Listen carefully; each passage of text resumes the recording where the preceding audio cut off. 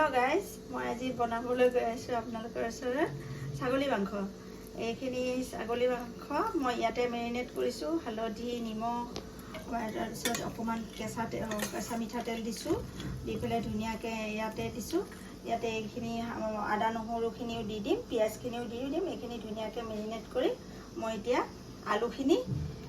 আলুখিনি ইয়াতে বইল কৰি লৈছোঁ। বইল কৰি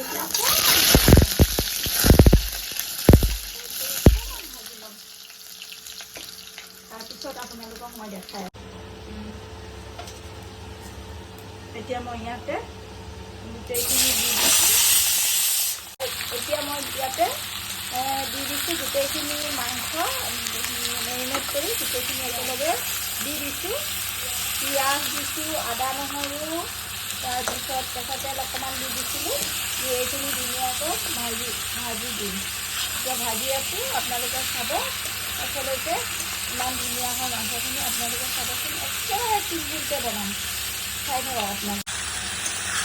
এতিয়া মই এইখিনি ভাজি আছোঁ, আধা ঘণ্টা 25 মিনিটমান মই ভাজিম, ধুনীয়াকৈ ভাজি আপোনালোকক দেখাম হা।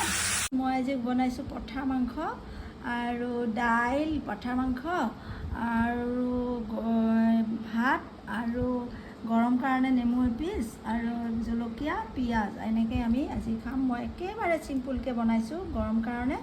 মাংসটো একদম চিম্পুলকৈ